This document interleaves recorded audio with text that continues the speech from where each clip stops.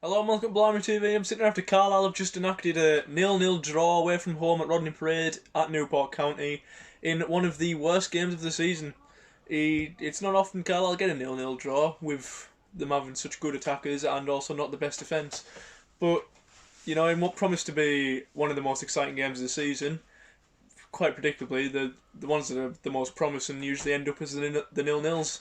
And today that was the case in what was ultimately probably a good game from our point of view. We probably should have won that on from multiple chances in the game. We had the best chances by far, and we were the team on top for large parts of the game.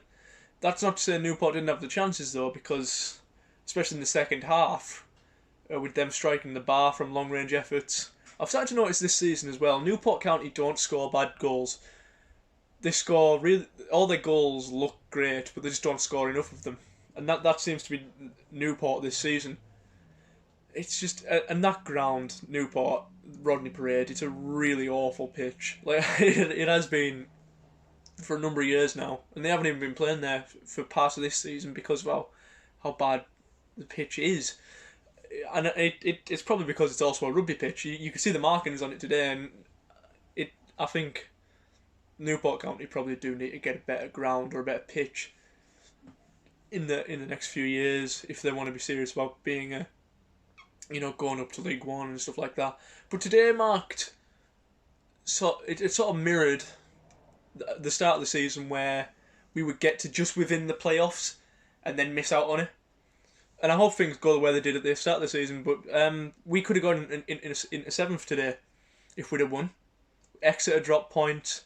Obviously, we'd have gained points on Newport, but we could have gone into the playoffs with a win today, and it mirrors what happened at the start of the season, where we would go to within touching distance and then sort of drop off a bit. Eventually, we did get to where we wanted to be at the start of the season, and there's a lot of similarities between now and the start of the season, where we're not exactly playing excellent football, but we're getting the results. And again, I said it last week. You can look at this as 2 points dropped, which I'm sure a lot of people will, but what is it, 6 games unbeaten now?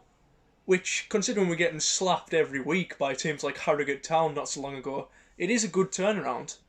And even though today is really underwhelming, and it was ultimately probably the worst game in terms of football that I have seen at all this season, probably the worst since the Notts County game where it hailed and sleeted and we got battered 3-1 through just head tennis the entire 90 minutes. Probably the worst game of football I've ever seen. But today probably was up there with some of the worst. And a bit of fun interaction here, but comment interaction. What's the worst game you've ever been to? Leave it in the comments. But yeah, today was just really awful from the first minute. The first 20 minutes were really, really bad. Like, not so bad like as in we were the worst team, but because it was just smack the ball over there, long ball. We played. Amani Patrick, I think, had a great game today. He trailed off towards the end of the game, and he probably should have had a goal if it wasn't for an amazing block from the Newport defender. But what you noticed about Amani Patrick today is he was doing what he's been brought in to do, and that is take it past the man, do his little skill moves, maybe have a shot from outside the area.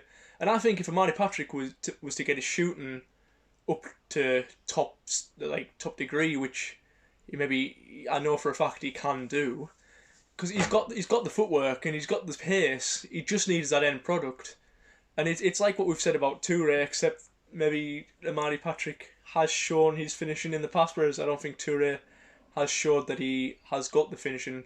I think Amani Patrick, if he just gets a few more of his sort of volleys and shots from outside the area on target, then he would be one of our top players. But unfortunately, that wasn't the case today.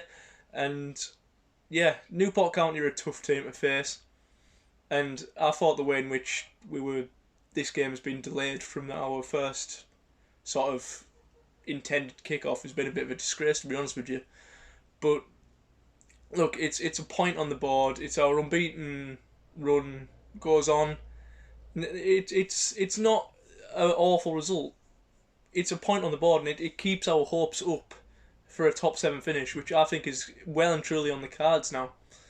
and we go into a tough run of games at the minute, but they're not unwinnable games. You see, we've got games against mid-table opposition, and I think mid-table opposition is the type of players, the type of teams you want to be playing this time of the season, because you don't want to get relegation battled sides because they're going to fight for their lives. You don't want to get teams near the top because they're fighting for the top. But teams in mid-table are the teams that sort of their season is already finished and they don't really care as much as the two polar opposites on the other side of the league. But it's not so much an awful run of fixtures we've got coming up, and I'm excited for this season again. The hope was lost for a good few months, but I think our form's turned around. Another positive to take from today is Josh Coyote getting on the pitch again. I've made my feelings on the loan market very clear in the past, and I've enjoyed this sort of theme of not having loan players in the squad, because as much as I do like Josh Coyote as a player, he isn't a Carlisle player, he's a Rotherham player. And I think Rotherham have got a great player on the hands, but I like to give our players more time. But Josh Coyote coming back with the quality that he can bring to games is never a bad thing. And I don't think it will be a bad thing. I think if we get promoted, he'll have a big part to play in it.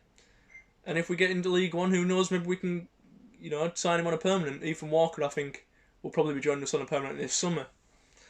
But yeah, it's another one of those games where it wasn't a great game, but we got a point on the board, and most importantly, we didn't get beat. I don't know if you can remember from a 2-3 seasons ago where Newport County scored against us in the last minute to win. That stung, and I ran towards the end of the match. I was really hoping for a reverse of that, but it wasn't to be today. So yeah, I'm going to leave it at that in a bit.